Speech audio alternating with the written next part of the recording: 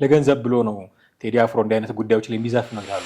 ይሄ ወቅት በርካታ ኢትዮጵያውያንም እንደ ቴዲም እንዳለው በማንነታቸው እየተገደሉ ያሉበት ነው። በሃይማኖታቸው በብሔራቸው የተነሳ እየሞቱ ያሉበት ነገር እያየን ነው። አሁን 21 ሰዎች ንጹሃን ናቸው የሞቱት። አንዳንዶች መድረክ ጠብቀው ብቻ ነው የሚናገሩት። ድምፃዊ በለው በሙዚቃ አልበም ውስጥ ለማካተት እንኳን ብዙዎቹ ድፍረት የላቸውም። ፋኖ ነው እዛ ሄዶ እየገደላቸው የሚል አርሲ ውስጥ ምን የሚል መግለጫ ማንም ቢገድል አሁን እኮ ከሌን የገደለው ብሎ ስም መስጠት ማንም ቢገድል እነዚህ ሰዎች በማንነታቸው መሞት የለባቸውም። ብዙ ጊዜ በእንደዚህ ያሉ የጀግንነት ወቅት በሆኑ በዓላት ላይ ያቀርባል። ብዙ ጊዜ አንዱ ቴዲ ያስተላለፈው መልእክት ኢሰብአዊ በሆነ መንገድ በማንነታቸው ብቻ የተለዩ የሚገደሉ ቁልቁል ሲሰቀሉ እጃቸው ሲቆረጥ በእሳት ሲቃጠሉ ይሄው ስንት ዘመን እኮ ይደረስንበት አይደል? ይሄንን ነው በቃ ልንለው የሚገባው። ያው መቼም ፋኖ መጀመሪያ ጫካ ሲገባ እኮ ጥያቄው ከብሔር ጋር በተያያዘ አለ። አማራ ለምን በየሄደበት ይገደላል? በጣም የቴዲን መልእክት ብለው አድንቀው የፋኖ ደጋፊ የሆኑ ሰዎች መልእክት እንዲህ አይነት መልእክት ሲያስተላልፉ ነበር እና የተነሳባቸው አንዱ ጥያቄ በብሔር ተደራጅተው እየተዋጉ የብሔር ፖለቲካን የሚቃወመውን ሰው እንዴት ያደንቃሉ የሚል።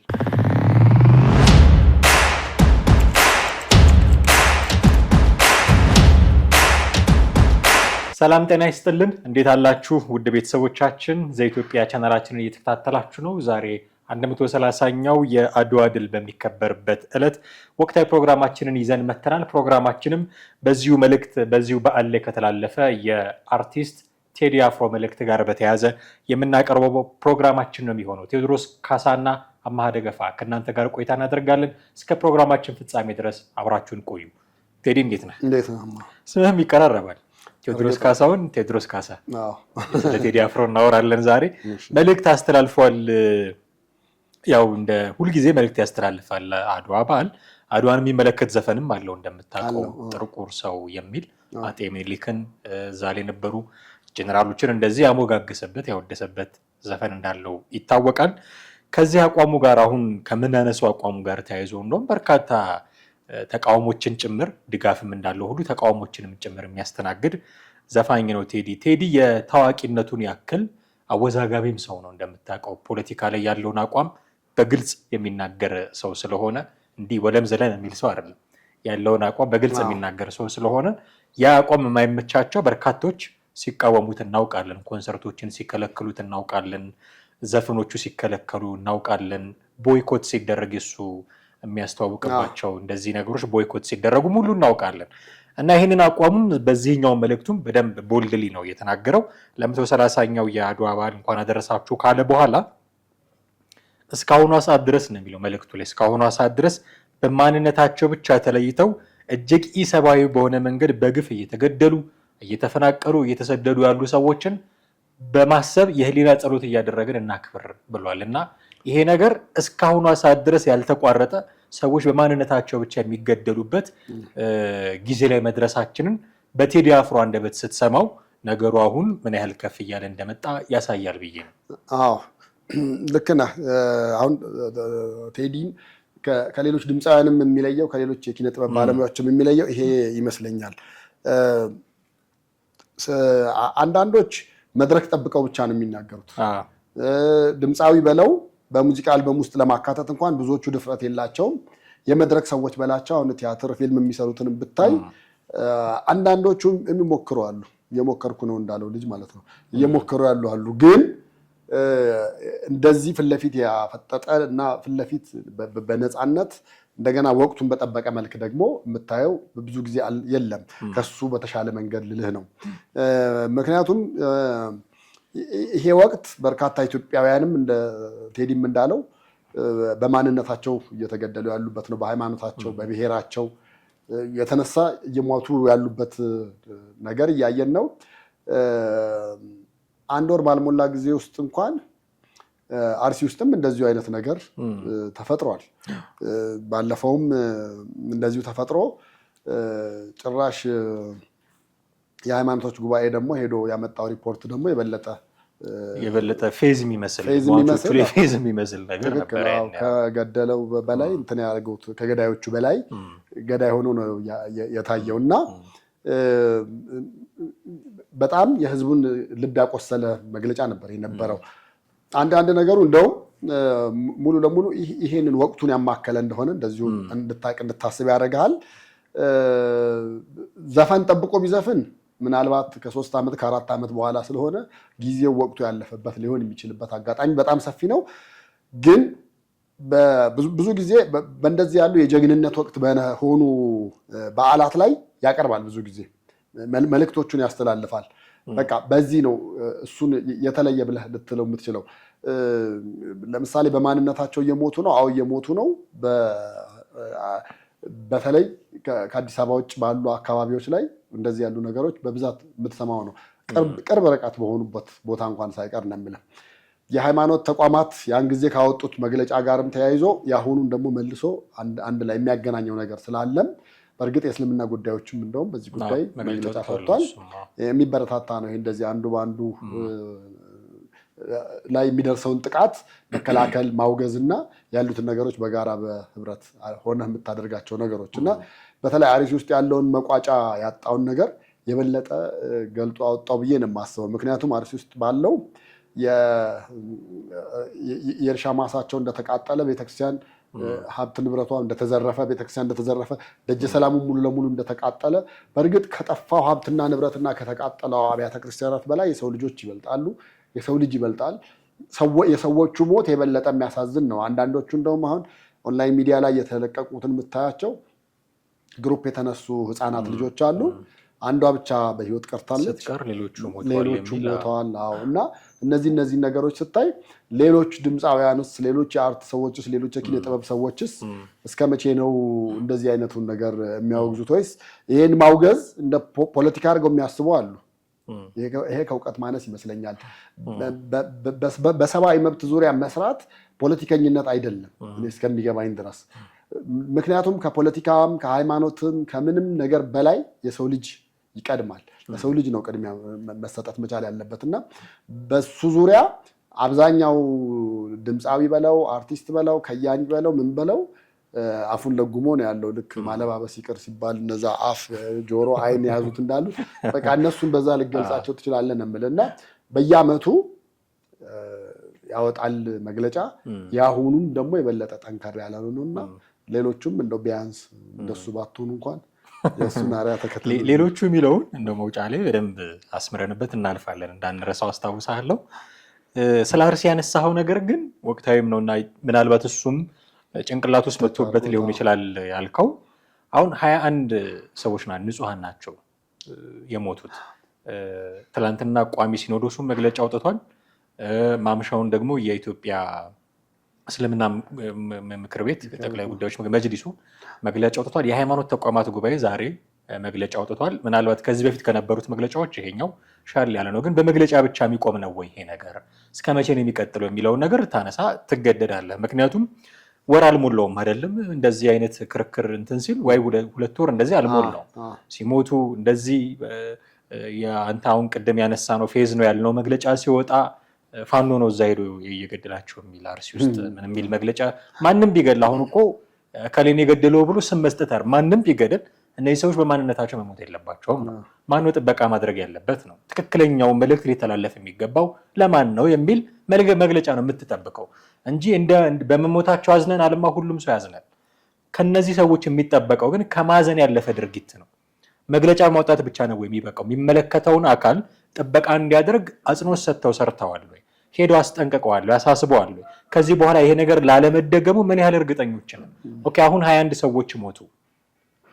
21 ሰዎች 21 ንጹሐን ናቸው። ህፃናት አሉበት፣ አረጋውያን አሉበት፣ የሃይማኖት አባቶች አሉበት። በማንነታቸው በእምነታቸው ጭምር እየተለዩ ነው እየተገደሉ ያሉት። እዚህ ጋር የሚያበቃ ቢሆን ኦኬ አዝነናል፣ ካሁን በኋላ አይደገምም ብለን በኋላ ለማይደገመው እንኳን ልንጽናና እንችላለን። ሁላችንም ሟቾች ስለሆንን በቃ እዚህ ጋር አብቅቷል ልንል እንችላለን። የሚቆም ነው ወይ ይሄ ነገር? የሚቆም እኮ አይደለም። ነገ ከነገ ወዲያ ደግሞ ይመጡና እንደዚሁ ጥቃት ያደርሳሉ። መግደል ብቻ አይደለም፣ ባለሀብቶችን እየመረጡ ቤታቸውን ያቃጥላሉ፣ ገንዘብ ይዘርፋሉ። እንዴት ነው ከዚህ በኋላ እነዚህ ሰዎች ሰርቫይቭ የሚያደርጉት? ለመቼ ነው እያዘንን ነው እያልክ መግለጫ እያወጣ የምትቀጥለው? እስከ መቼ ነው? መቼ ነው በቃ የሚባለው? የቴዲ አፍሮ መልእክት አንዱ በቃ ልንል ይገባል ይዝር ፖለቲካን አይደል? ንጹሐን የሚሞቱበትን ጊዜ በቃ ምንለው መቼ ነው? ይሄ ነገር አርሲ ውስጥ ብቻ አይደለም፣ በተለያዩ የሀገሪቱ ክፍሎች የሚታይ ነው። አንዱ ቴዲ ያስተላለፈው መልእክት ኢሰብአዊ በሆነ መንገድ በማንነታቸው ብቻ የተለዩ የሚገደሉ ቁልቁል ሲሰቀሉ እጃቸው ሲቆረጥ በእሳት ሲቃጠሉ ይኸው ስንት ዘመን እኮ የደረስንበት አይደል? ይህንን ነው በቃ ልንለው የሚገባው የሚለው መልእክቱ የአርሲው ማገብሮት ነው ያልከው አንዱ ሊገናኝ የሚችል ይመስለኛል። አንዳንዶች ትችት ያቀርባሉ። ለገንዘብ ብሎ ነው ቴዲ አፍሮ እንዲህ አይነት ጉዳዮች ላይ የሚዘፍ ነው ይላሉ። ዘፍኖ ቢሆን እሺ ለገንዘብ ነው እንል ነበር። አሁን በመግለጫ ነው የወጣው፣ ፌስቡክ ላይ ነው የተለጠፈው። በዚህ ምክንያት የሚያገኘው 74 ሳንቲም የለም። ለገንዘብ ብለው እንኳን ቢሆን የህዝብ የንጹሃን ድምፅ የሆኑ እኮ የሉም አይደል? ብቻውን እንደዚህ በአደባባይ ወጥቶ ለገንዘብ ብሎ ነው ብለህ እንዴት ነው አሁን ቴዲ አፍሮን እኔ ዝም ማለት አንድ ነገር ነው፣ የሚሰራን ሰው ከማሰናከል አይደለ?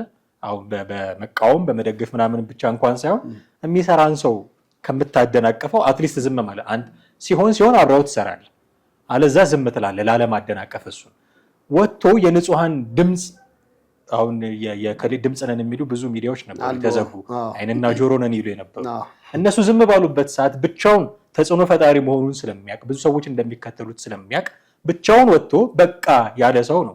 ይህንን ሰውዬ ለገንዘብ ብሎ ነው ማለት ትንሽ አይከብድም? ይሄ እንግዲህ እንደዚህ ያለ ነገሮች ሲኖሩ አንዳንድ ተቃራኒ ነገሮች ብዙ ጊዜ ላይጠፉ ይችላሉ። ግን ተቃራኒ ሀሳብ የሄዱት ሰዎች ደግሞ ልክ የሃይማኖት ተቋማቱ ባለፈው ካወጣው መግለጫ ከሱ ለይተህ የምታያቸው መሆን አይችሉም። ምክንያቱም የሞተበት የተጎዳው እያለ ድምፅ የሚሆነውን ሰው ደግሞ ለማሸማቀቅ የሚኬድበት ርቀት ራሱን የቻለ እንደውም ወይ ግንኙነት አላቸው ወይ ደግሞ ቅርበት አላቸው ወይ ተናበው ነው የሚሰሩት ብለህ እንድትል እንደዛ እንድታስብ የሚያስገድድ ነገር ነው ያለው። የአርሲውን በተመለከተ በጣም በተደጋጋሚ ነው እንደዚህ ያለ ነገር የሚሆነው። ሌሎች ተቋማት ሌሎች ግለሰቦች ኢቭን ስቴክሆልደር ናቸው ወይም ይመለከታቸዋል ብለህ የምትላቸው እንኳን በዚህ ረገድ በዚህ ልክ አውጥተው በድፍረት የተናገሩበት አንደኛ የለም። ይሄ ልጅ እንደሚታወቀው እንደ ማንኛውም ሰው ነው።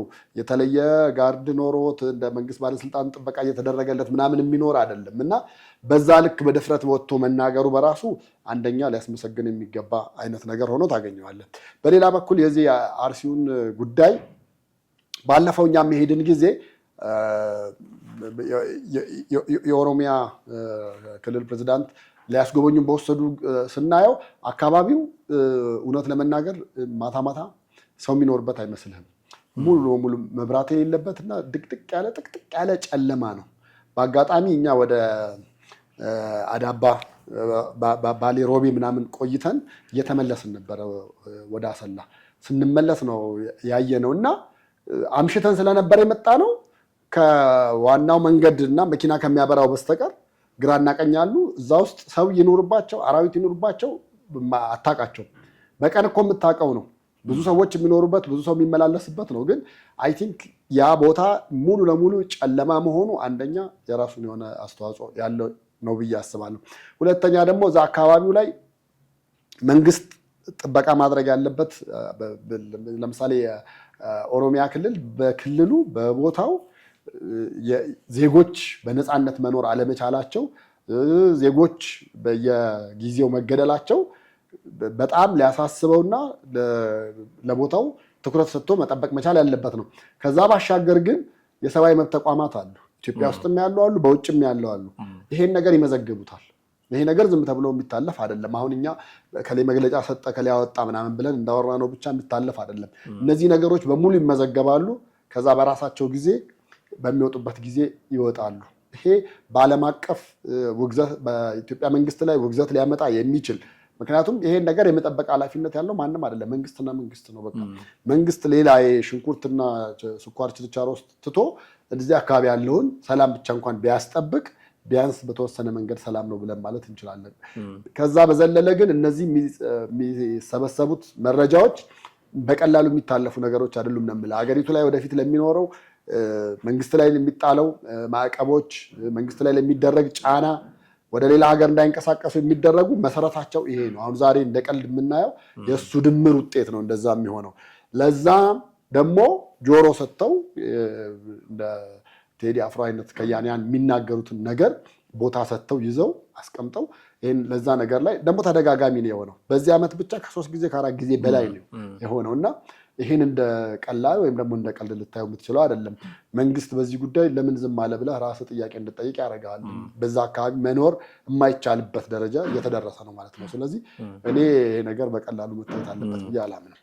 መልእክቱ ላይ አንዱ ያነሳው ነገር ይሄ በማንነት እየተለዩ የሚገደሉ የሚፈናቀሉ ሰዎች ጉዳይ በጣም እየተባባሰና ትኩረት እየተነፈገው ነው የሚል ነገር አስቀምጧል። እየባሰ ነው የመጣው እውነት ትኩረት የተነፈገው ነው ሲል ማን ነው ትኩረት ማድረግ የነበረበት?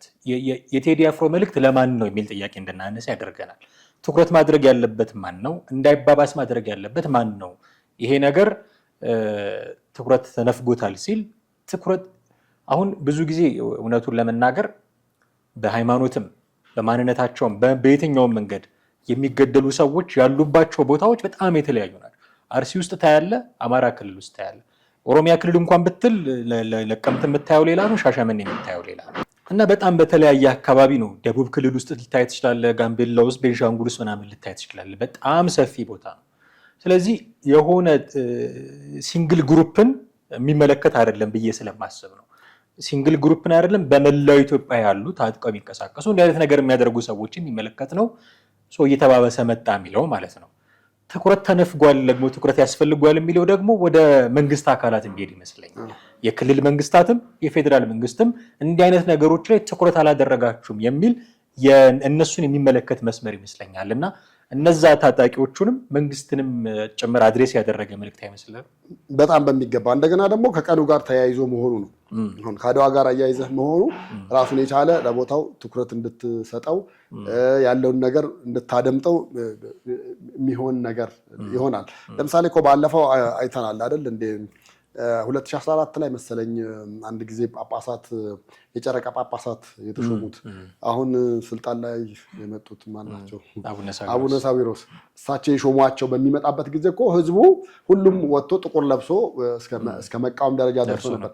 መንግስት ይሄን ነው የሚጠብቀው ነው? ይሄን ከሆነ የሚጠብቀው የኢትዮጵያ ኦርቶዶክስ ተዋሕዶ ቤተክርስቲያን ሲኖዶስ ነው ይሄንን የማወጅ ስልጣን ያለው።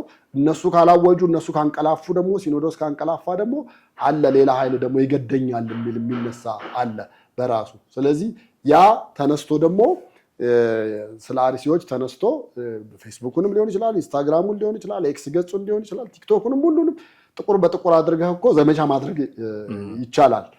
ግን እዛ ደረጃ ከመድረሱ በፊት መንግስት በራሱ መንገድ ሄዶ እነዚህን ነገሮች ማስቆም መቻል አለበት ብዬ አስባለሁ። ከዚህ ከአድዋ ጋር አያይዘህ ስታነሳው አድዋ በእርግጥ አሁን ባለው ሁኔታ ህዝባዊነቱን እያጣ ነው፣ ከህዝብ እየራቀ ነው፣ ከህዝብ ልብ እየወጣ ነው። በተለይ መከላከያ ያክብረው ከተባለ ወዲህ መከላከያ ከያዘው ወዲህ ህዝብ አታይም። በቀበሌ በምናምን ተገደው የሚመጡ መሄዱ ነው የምታያቸው ያሉት እና ከዚህ በፊት እኛ የዛሬ 2 ዓመትም የዛሬ 3 ዓመትም ታስረንበታል። በአድዋ በዓል ለማክበር በወጣንበት ወቅት አስለቃሽ ጭስ ተተኩሷል። በባዶ እግራችን ሄደን በጣም ከፍተኛ እንግልት ሊያከብር የመጣው ህዝብ እንግልት ገጥሞት ወደ ቤቱ ሄዷል። መንግስት ብሎ ተጭኖ ደቁሶ በግድ ወደ መከላከያ ብቻ እንዲያከብረው አደረገ። አሁን አንተ አድዋ አይነት ስሜት ይሰማሃል ብለህ ብትለኝ አድዋ አይደለም የሚመስለኝ፣ ልክ የመከላከያ ቀን ማከብር ነው የሚመስለኝ። ምክንያቱም ስትሄድ የመከላከያ ሰራዊት ነው ያለው። አድዋ ቢቻል አፍሪካ እንዲያከብረው ነው ማድረግ ያለብህ አይደለም ኢትዮጵያ ሁሉ ማለት ነው። ግን በመከላከያ ስር ሆኖ አንድ ተቋም እንዲያከብረው ካደረግ ህዝባዊ በዓላዊነቱን እያጣ ነው የሚሄደው። ለምንድነው ጥምቀትን እንደዛ የማናደርገው? ለምንድነው መስቀል እንደዛ የማይሆነው? ለምንድነው ሌሎች በዓላቶቻችን የዘመን መለወጫዎች በመከላከያ ስር በፌዴራል ፖሊስ ስር ምናምን የማታደርገው? ለምንድነው? ህዝባዊነት ስሜት እንዲኖር ስለሚፈለግ ነው አይደለ? አሁንም መከላከያ ስር መሆኑን በጣም በቁጥር አንድ ከሚቃወሙት መካከል አንደኛው እኔ ነኝ እና በዚህ ቀን ደግሞ እንደዚህ አይነት መልእክትም ሲመጣ እግረ መንገዱን መንግስትም የሚመለከተው አካል ትኩረት ይሰጠዋል ብዬ አስባለሁ። ትልቅ መልእክት ነው በእርግጥ የሚያስተላልፈው ቴዲ። ለዚህ ሁሉ መንስኤው የዘር ፖለቲካ ነው ደግሞ ይላል። በዚህ በማንነታቸው ለመገደላቸው፣ ጥቃቶቹ ኢሰብአዊ ለመሆናቸው፣ አሁን ለምናየው ነገር ሁሉ ረጅም ጊዜ ኢትዮጵያን ሰቀዞ የያዛት የዘር ፖለቲካ ነው መንስኤው ይላል። የዘር ፖለቲካ እንደ አይነት ነገር መንስኤ ነው ወይ? እስከዛሬ ረጅም ዓመታት በዚህ በዘር ፖለቲካ ስንመጣ ምናልባት ያኔ ማህበራዊ ሚዲያ ስላልነበረ ወይ ተስፋፍቶ አላየነው ይሆናል አላውቅም። ረጅሙን ጊዜ ግን ሰላም በሚመስል የዘር ፖለቲካ ውስጥ ነው ያለፍነው። አሁን ከቅርብ ጊዜ ወዲህ በተለይም ከለውጡ ወዲህ ነው እንዲህ አይነት ነገሮች ገንፍለው ሲወጡ የምናያቸው እና ለዚህ ነገር ሁሉ መንስኤው የዘር ፖለቲካ ነው ሲል ቴዲ አፍሮ ሪሊ የዘር ፖለቲካ ነው ወይ ብለው እኔ የምስማማበት ሀሳብ ነው። የዘር ፖለቲካ ነው ለዚህ ያደረሰን ብዬ እኔ አምናለሁ። ግን ይሄ ደግሞ የቴዲ አፍሮ ወይ የኔ ወይ ያንተ አገር ብቻ አይደለም። የዘር ፖለቲካ፣ የብሔር ፖለቲካ፣ የብሔር ፌዴራሊዝም እቺን ሀገር ጠቅሟታል። ተጨቁነን ነበረ፣ አሁን ነፃነት አግኝተናል ብለው የሚያምኑ በሚሊዮን የሚቆጠሩ ደጋፊዎች ያሉት አስተሳሰብ ነው። ደግሞ በህገ መንግስትም ደረጃ ስርዓት ተቀርጾለት ሀገሪቱ እየተዳደረችበት ያለ ስርዓት ነው። ይሄንን ስርዓት ነው እንዲህ አይነት ነገር ያመጣብን ብሎ ሲል ቴዲ አፍሮ ኖ የለም ይሄ እኮ እንዲህ አይነት ጥቅም አምጥቶልናል የሚል ደግሞ የተለየ ሀሳብ ያላቸው ሰዎች ስላሉ ሪሊ ቴዲ እንደሚለው የዘር ፖለቲካ ነው ወይ እዚህ ያደረሰን? አንድና አንድ እኔም የዘር ፖለቲካ ነው ብለው ከሚያምኑት መሀል አንዱ ነኝ። ምክንያቱም በዘር በማንነትህ ሲባል እኮ ዘርህ፣ ብሔርህ፣ ሃይማኖትህ፣ ማንነትህ ታይቶ ነው። ከዛ በዘለለ ነገር አይደለም።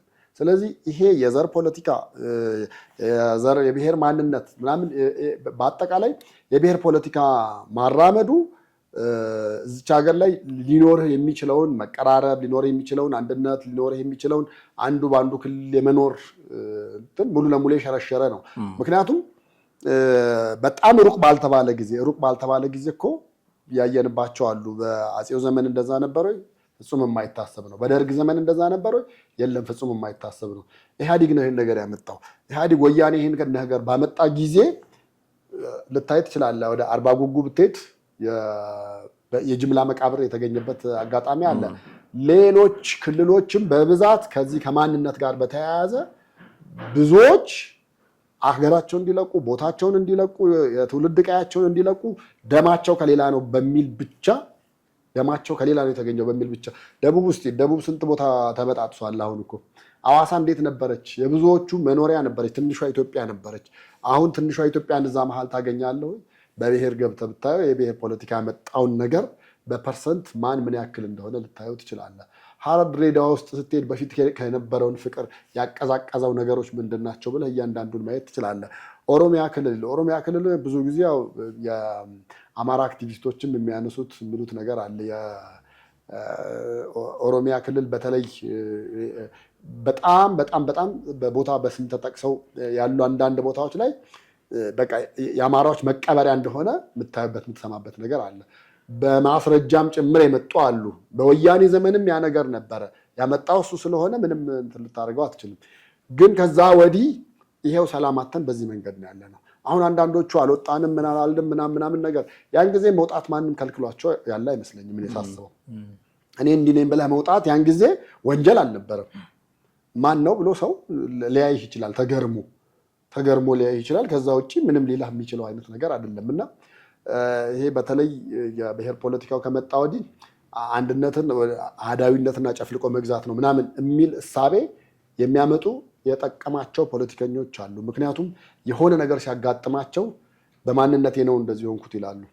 ዘርፈው ህዝብን በኋላ ልክ ሲያዙ ራሳቸውን ከብሔር ጋር ከፖለቲካ ጋር አያይዘው በብሔሬ ምክንያት ነው ምናምን ብለው የሚሉ ነገሮች ነው የምታየው። እና እንደውም ለነሱ በብሔር ጉዳይ ተጠቃሚ ለሆኑ ፖለቲከኞች ትልቅ መንገድ የከፈተ አይነት ነገር ስለሆነ ከያኔው ያለው ትክክለኛ ነው 100%። በዚህ ነገር ላይ በለውጡ ብዙዎች ተስፋ የነበራቸው አንደኛው የብሔር ፖለቲካ የሚለው ነገር ከህገ መንግስቱ ይነሳል ወይ ደግሞ ይሻሻላል የሚባል ነበር። ግን የአሁኑ መንግስት ብልጽግናም ተመችቶታል፣ አቅፎት ነው የተኛው። ስለዚህ ምንም ማድረግ አትችልም። ለዚህ መፍትሄው ብሎ ያነሳው ነገርም እንዲሁ ሊያነጋግረን የሚገባ ነው ብዬ አስባለሁ። ለዚህ መፍትሄው ኢትዮጵያን እንዲህ ያደረጋትን የብሔር ፖለቲካ ስርዓት ለአንዴና ለመጨረሻ ጊዜ በቃ ማለት ነው የሚል የመፍትሄ ሀሳብ ነው ያቀረበው። እንዲህ ልናደርግ በቃ ልንለው ይገባል የሚል ሀሳብ ነው ያቀረበው። ይሄ ሀሳብን መገደብ ነው ከሚል ነገር ጋር አያያዝበትም። ምክንያቱም የብሔር ፖለቲካ ያስፈልጋል ብለው የሚያምኑ ቅድም እንዳልኩት በሚሊዮን የሚቆጠሩ ደጋፊዎች ያሉት ሀሳብ ነው ሀሳቡ ራሱ። እና የእሱን ሀሳብ ኢንተርቴን ሲያደርግ የሌላውን ሀሳብ በቃ ከዚህ በኋላ አያስፈልግም እያለ አያስመስልበት። ቢያስመስልም ግን ዘላቂ መፍትሄ የሚገኘው እሱ ላይ ነው እንደኔ እምነት። ሊያስመስል ይችላል፣ ግን ዘላቂ መፍትሄ ያለው እሱ ነው። የብሔር ፖለቲካ የቀን ጉዳይ ነው እንጂ እያንዳንዱን እሳቱ ይበላዋል። እያንዳንዱን ለምሳሌ ሀብለህ ጀመረ ይሄን ነገር ማን አመጣ? ህወሓት አመጣ አይደለ? መጀመሪያ ከዛ አማራ በማንነቱ እየተገደለ ኦሮሚያ ክልል ውስጥ ታየ። ኦሮሞዎች ደግሞ ሶማሌ ክልል ደግሞ እንደዛ አይነት ነገር እስከ መፈናቀል በማንነታቸው ነው አስበው። ከዛ ተነስተው ተፈናቅለው ሄዱ። ከዚህ ከአዲስ አበባ ቡራዩ ያሉት የደቡብ ልጆች ወላይታዎች በተለይ እላያቸው ላይ እንደዛ ያለ እሳት እየበላቸው መጣ። ከዛ ደግሞ ማንም በላ መልሶ ህወሓትን፣ ይህን ነገር ያመጣውን ማለት ነው። ስለዚህ የዚህ የብሔር ፖለቲካ እሳት እያንዳንዱን በዙር በሂደት መለብለቡ አይቀርም፣ መድረሱ አይቀርም። የጊዜ ጉዳይ ነው እንጂ ለምን የፈጠረውን ህወሓትን እንኳን በልቶታል። ባለፈውም ጦርነት በልቶታል፣ አሁንም እየበላው ነው። ገና ወደፊትም ደግሞ እንዲሁ እየለበለበው ይቀራል። ስለዚህ እሱ እንዳለው መቋጫውን ሰጥተ ማቆም ለአንዴና ለመጨረሻ ጊዜ በቃ ህዝቡ እኮ አልፈልግም ካለ እኮ መውጣት እናንተም ማለት ይችላል።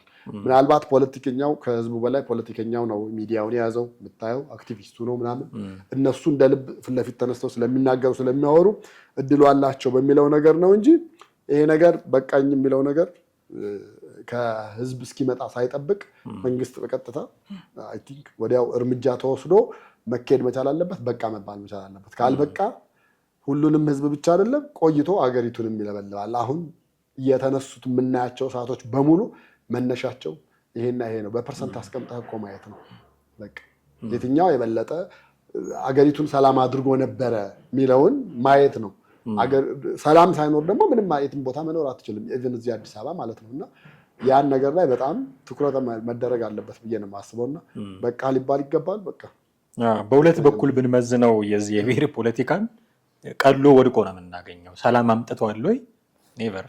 ሁሉም ሰው አንተ እንዳልከው በብሔሩ በማንነቱ እየተገደለ እየተፈናቀለ ያለበት ነው። ዲሞክራቲካሊም ብናየው ፌል የሚያደርግ ነው። የብሔር ፖለቲካን የሚከተሉ ሰዎች ቅድሚያ ለኔ ነው የሚሉት፣ ግን ፖለቲካ እኩል ለሁሉም እንድታዳረስ የምትጠበቅበት ነው። ስልጣን ስትይዝ ለብሔሬ ብለህ የምታደላበት፣ ለወንዜ ለጎሳዬ ሰው ብለህ የምታደላበት ከሆነ ዲሞክራሲያዊ አይደለም።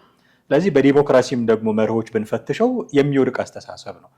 ከዛ በኋላ ግን የእኛስ የብሔር ምንድነው መገለጫችን፣ ባህላችን በሌላ አስተሳሰብ ከሆነ እኮ ይታፈናል የሚል ነገር የሚመጣ ከሆነ ደግሞ እሱን የሚያስተናግድ ስርዓት መቅረጽ ነው። ፖለቲከኞቻችን ይሄ ነው ስራቸው ሊሆን የሚገባው። የብሔር ተዋጽኦን ለመጠበቅ በሚል ደግሞ ከከሌ ጎሏል ከከሌን ጨምር በሚል የማይችል ሰው ማምጣት ምናምን ሳይሆን ቋንቋቸው እንዳይዋጥ ባህላቸው እንዳይዋጥ ማድረግ የሚያስችል ዲሞክራሲያዊ ስርዓት ማምጣት አለባቸው። ይሄኛው በዲሞክራሲ ስንፈትሸው ወድቋል፣ በሰላም ስንፈትሸው ወድቋል። እንዲህ ወደቀውን ስርዓት ይዘህ እየቀጠልክ አንተ እንዳልከው በዙር እሳቱን እያዳረስ ከምትቀጥል ፖለቲከኞቻችን አሁን ስራ መስራት አለባቸው። ከዚህ የተሻለ ስርዓት ብሔሮችን የማይጨቁን፣ ቋንቋቸውን የማይጨቁን፣ ስርዓታቸውን ባህላቸውን የማይጨቁን ግን ዲሞክራሲያዊ የሆነ ስርዓት ደግሞ ማምጣት አለባቸው። ይሄ ምንድነው የነሱ ስራ ነው። ያምጡና እስቲ እንነጋገርበትና ደግሞ የተሻለ የትኛው ነው የሚለውን ደግሞ ህዝቡ ያኔ ይመርጣል። የነሱ የቤት ስራ ነው። አሁን የመንግስታትን በኢትዮጵያ ውስጥ ያለፉት መንግስታትን እኮ ስያሜያቸውን ስትጠራ ራሱ እኮ አንዳንዶቹን በኩራት ብትጠራም አንዳንዶቹን ግን ታፍራለህ። ለምሳሌ በህወሓት ዘመን የትግሬ ብሔር የበላይነት ነበር የነበረው፣ ወይ ደግሞ የትግሬ መንግስት ተብሎ ነበር የሚጠራ የነበረው። እንደዛ ይባላል እንጂ የብሔር የበላይነት አለ ብዬ አላምንም። ምናልባት የሆኑ ሰዎች የህወሓት ሰው የበላይነት የትግራይ የበላይነት የአሁኑ እሱ አይብልጽግን ነው የኦሮሞ መንግስት ነው እየተባለ የሚባለው እንደዛ ነው። አሁን ኦሮሞ በዚህ ስርዓት ተጠቅሟል ወይ? ባለፈው ስርዓት ትግራዩ ተጠቅሟል ወይ ብትለኛ አይዶንት ውስጥ ብትገባ ይኸውልህ ውስጥ ገብተህ እኮ አሁን ብልጽግናን ስታያቸው የብሔር ስብጥር ይኖርበታል። የብሔር ስብጥር አለው። ነገር ግን ስጠራው ኦሮሞማንም ለምንድን ነው የኦሮሞ የበላይነት በጨፌ የተመረጠ ምን ያለ ሰው መጥቶ ነው የተቀመጠው? አየህ፣ ያ ነው አንደኛ እሱ ነው። ሁለተኛ ህገ መንግስቱ ደግሞ የብሔር ፖለቲካ ነው የሚያቀነቅነው። ስለዚህ ምን ስያሜ ልትሰጠው ትችላለህ? የብሔር ብሔረሰብ እንዳትለው ምርጫው ይሄኛው የትኛው ተመረጠ? ጨፌ ተመረጠ፣ በፊቱ የት ተመረጠ? እዛ ህወሓት መቀሌ። እነዚህ ነገሮች ናቸው አየህ አንድ ላይ ከኖጌ ተገኘ። አሁን ሰሞኑን የተደረጉ የምርጫ ክርክሮች ላይ ማነው ጠቅላይ ሚኒስትር አብይ አህመድ የተመረጡት በበሻሻ ህዝብ ነው። ከዚህ በፊት የነበሩት መሪዎች ለምሳሌ ጠቅላይ ሚኒስትር መለስ ዜናዊ የተመረጡት በአድዋ ህዝብ ነው፣ ግን የሚመሩት ኢትዮጵያን ነው። ይሄ እንዲስተካከል የስርዓታችን ፕሬዝዳንታዊ መሆን አለበት። ከዛ ሁሉም ኢትዮጵያዊ የሚመርጠው አንድ ሁሉም ኢትዮጵያዊ አብዛኛው ኢትዮጵያዊ የተስማማበት መሪ እናገኛለን የሚል ክርክር ከኢዜማው ሰምቻለሁ። እንደዚህ አይነት የመፍትሄ ሀሳብ ማምጣት አለበት። ይሄ ይሻላል አይሻልም የሚለውን ተከራክረን ነው የምትወስነው። እንደተባለውም ጠቅላይ ሚኒስትር አብይን እኔ በቀጥታ መምረጥ የምችልበት አሰራር የለም። እሳቸው በሻሻኖ ትውልዳቸው እዛ ነው የሚወዳደሩት። ሄጄ እዛ ለመረጣቸው አልችልም። ከዛ በኋላ በውክልና ምንድነው የህዝብ ተወካዮች ምክር ቤት መጥተው እነሱ ናቸው የሚመርጡልህ። እዛ ያሉት አብላጫ ድምፅ ያገኘውን ይመርጡልሃል ምናምን። ይሄ ፕሬዝዳንታዊ አሰራር ግልጽ ምሳሌ የሚሆነው የአሜሪካ ነው። መላው የአሜሪካ ህዝብ ባይደን ይሻለኛል፣ ሂላሪ ትሻለኛለች ብሎ ነው የሚመርጠው። አሁን መጥቶ ፕሮፌሰር ብርሃኑ ነጋ ይሻለኛል፣ ዶክተር አብይ ይሻለኛል ብለን ብትመርጥ ብዙ የሚስማማበትን ሰው የምታገኘው ከዛ በኋላ ምናልባት የአንድ ሰው የበላይነት ስርዓቱ ላይ ሊመጣ ይችላል ምናምን ህጎች ታበጃለህ።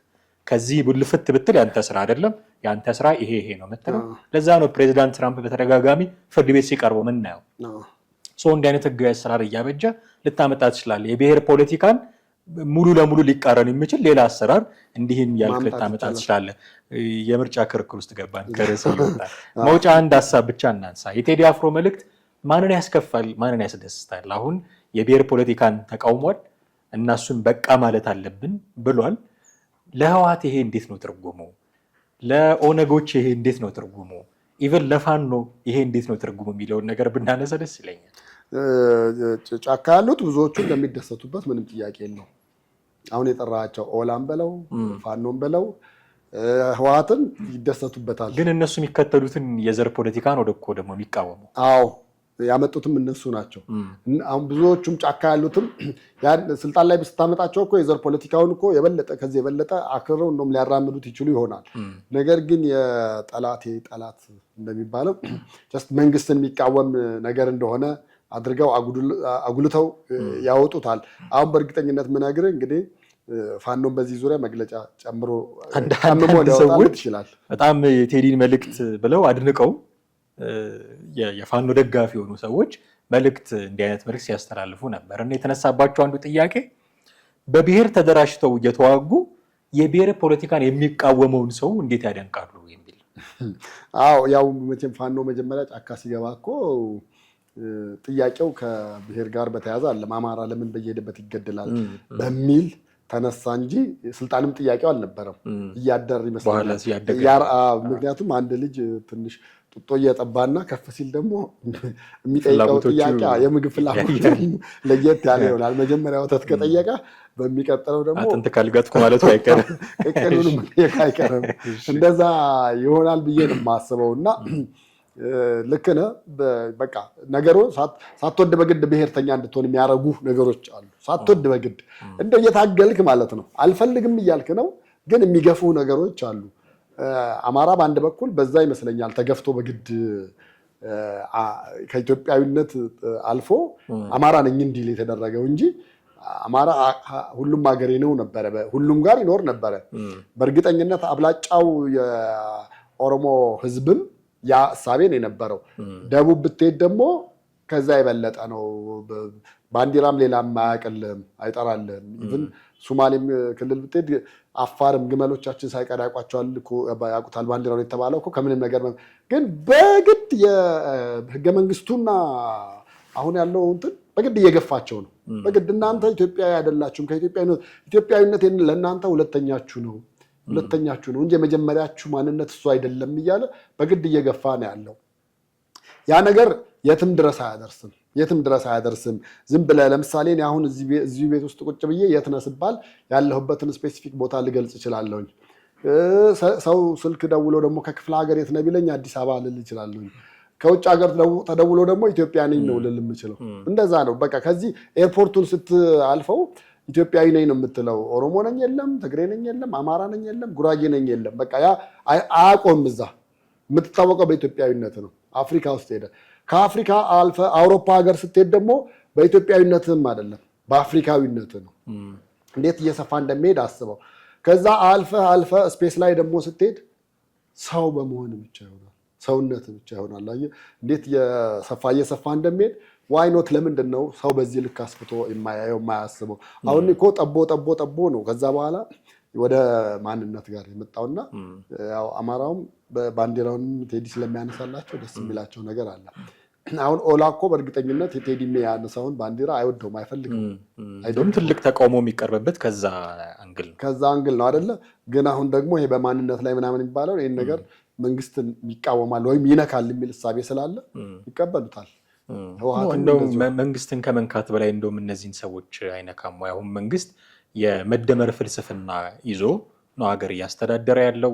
አንዳችን ከአንዳችን መደመር ነው ያለብን የሚል እንደውም ሰሞኑን የሚደረጉ የምርጫ ክርክሮች ላይ ልክ እንደ ኢዜማ ሁሉ የርዕዮተ ዓለምኛ እስረኞች አይደለንም፣ የርዕዮተ ዓለም እንቀበል አይደለንም፣ ከተደመርን ከተባበርን አንድ ከሆንን እንበለጸጋለን የሚል የምርጫ ክርክር ነው እያቀረቡ ያሉት። ይሄ ማለት ኦሮሞው ከአማራው ጋር፣ ትግሬው ከጉራጌው ጋር ከተደመረ ለኢትዮጵያ ጥሩ ነው የሚል ክርክር ነው የሚያቀርቡት እና የብሔር ፖለቲካን በአፋቸው ባይቃወሙም በፍልስፍናቸው ግን እየተቃወሙ ነው ብዬ አስባለሁ። ሪሊ በተቃወሙት ልክ መሬት ላይ እየሰሩ ነው ወይ? ህገ መንግስት አሻሽሏል ወይ? ሌላ ትልቅ የቤት ስራ ነው የሚሆነው። ስለዚህ የቴዲ መልእክት መንግስትን በእርግጥ ትኩረት አልተሰጠውም የሚለው መንግስትን ሊመለከት ይችላል። መንግስት ነው የሚያስቆመው ግድያዎቹን በሚለው አንግል፣ ይሄኛው ግን የብሔር ፖለቲካ ነው ይህንን ነገር ያመጣብን በሚለው ግን የብሔር ፖለቲካን ሪሊ የሚፈልግ መንግስት ነው ወይ አሁን ያለው? ኦኬ ሊፈልግ ይችላል ተስማምቶታል ካልክ ቅድም በእነዚህ ጫካ ባሉት ልክ ነው ወይ? እንደመር የሚል መንግስት ስለሆነ አንድ እንሁን እንተባበር የሚል መንግስት ስለሆነ ጫካ ባሉት ልክ መንግስትን የሚቃወም ነው ወይ? እንደው እነሱ እየጠመዘዙ እሰይ መንግስትን ተናገረልን የሆነ አንተ ተነስተ የሆነ ነገር ብትናገር እና ትኩረት ቢያገኛ ንግግርህ ወዲያው እንደሚጠልፉት ግልጽ ነው። እሰይ መንግስትን ተናገረልን በሚል ይወስዱታል።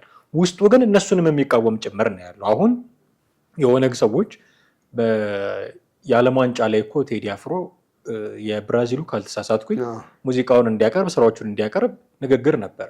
ቦይኮት ያደረጉት የኦነግ ሰዎች ናቸው። ባንዲራውን አይቀበሉም። ይሄ የድሮ ስርዓት ናፋቂ ነው የሚሉት። ስለ ባንዲራው ስለ ንጉሶቹ ሲዘፈን ደስ አይላቸውም እና በጣም ተቃዋሚዎቹ ናቸው። አሁን መንግስትን ተናገረልን ብለው እነሱ የማይፈልጉትን አቋም የሚያራምደውን ሰውዬ ሲያደንቁ ልታይ ማለት ነው። ቲፒኤልኤፍ ሲጀመር ጀምሮ ያኔ እንደውም ጎንደር ውስጥ የክብር ዶክትሬት ሲሰጠው የዘር ፖለቲካ እኮ ተፈጥሯዊ ሞት ሞቷል ብሎ ተናግሮ ነበረ። አሁን እንዳልሞተ ሲያይ ጊዜ ነው ይህንን መልእክት ያወጣውና ቲፒኤልኤፍን የሚያመለክት ነገር ነበር ያኔ ይናገር የነበረው እና እንደዛ ይላቸው ያስተሰራያል የሚለው ዘፈን እንዳይተላለፍ ብዙ ሚዲያዎች ላይ ሲያደርጉ የነበሩት ሰዎች ናቸው። እንደዛ የሚቃወሙትን ሰው ሳይገጭ ገጭታል ብለው ያሰሩት ሰዎች አሁን ሲያሞግሱት እንግዲህ ይታይ መንግስትን ተቃውሞልናል ብለው። ለፋኖም ተመሳሳይ ነው የሚሆነው። ምክንያቱም እነሱ በተከፈተው ዘፈን መደነስ አለብን ብለው የብሔር ፖለቲካ ላይ ዘው ብለው ገብተዋል።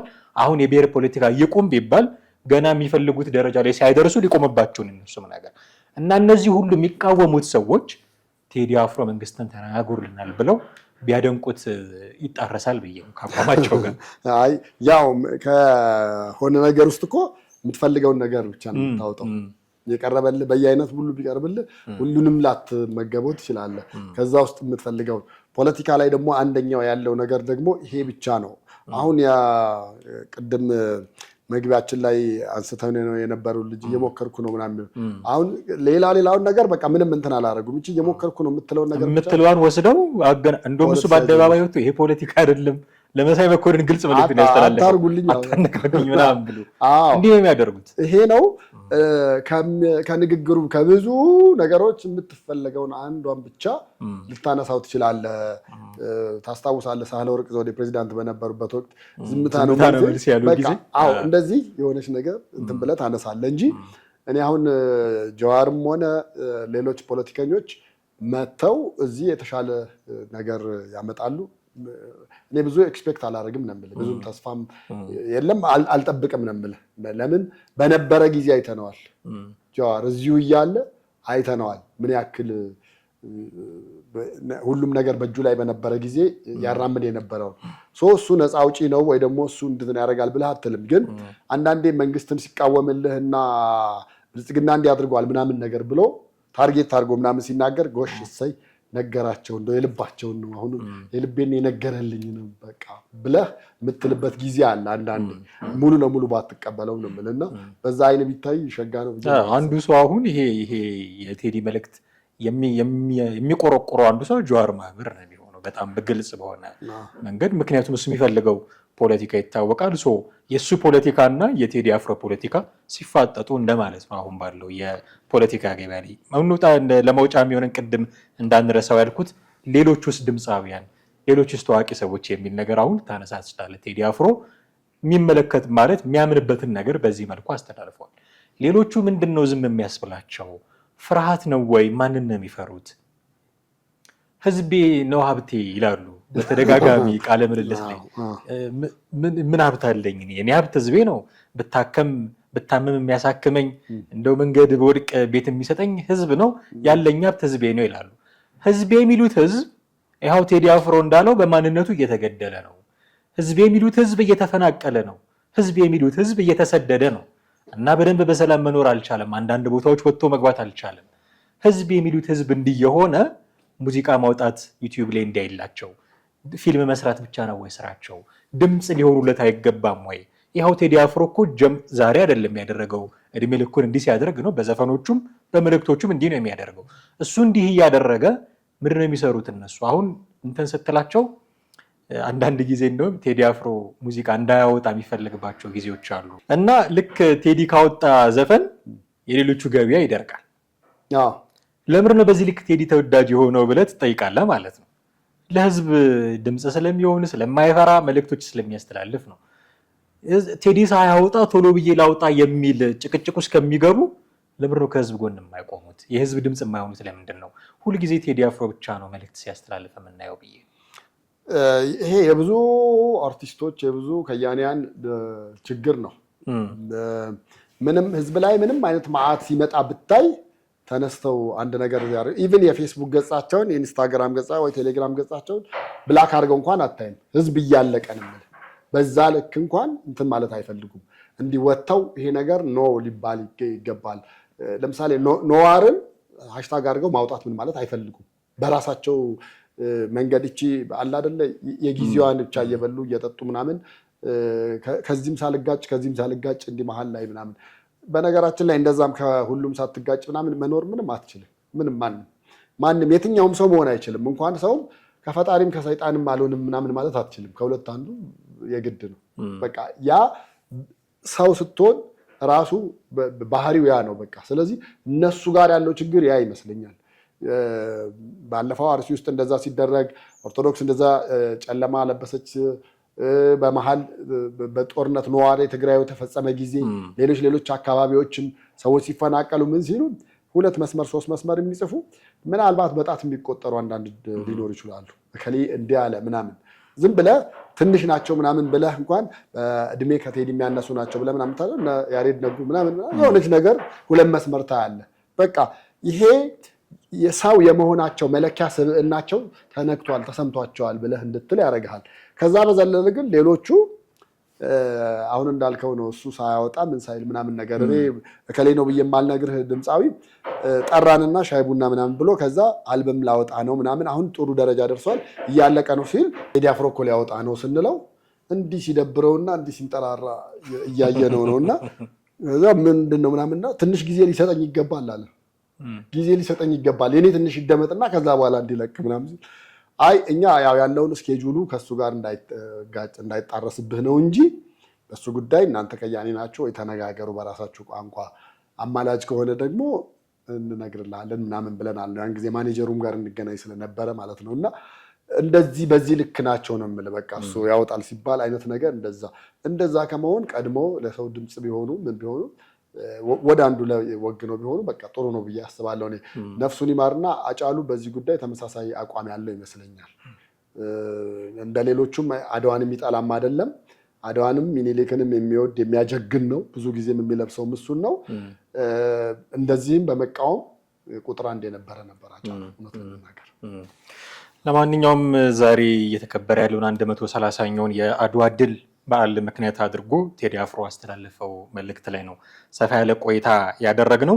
በርካታ ነገሮችን አንስተናል። እጅግ አድርጌ አመሰግናለሁ ቴዲ። ወደ ቤተሰቦቻችን እናንተም ከኛ ጋር ነበራችሁ ቆይታ እጅግ አድርገን እናመሰግናችኋለን። 130ኛው የአድዋ ድል በዓል እንኳን አደረሳችሁ እያለን የዛሬው ፕሮግራማችንን እዚህ ላይ እናበቃለን። ቴዎድሮስ ካሳና አማሃ ደገፋ ነበርን። አስተያየቶቻችሁን በተለመደው መንገድ ልታደርሱን ትችላላችሁ። የዛሬውን አበቃን። ጤና ይስጥልን።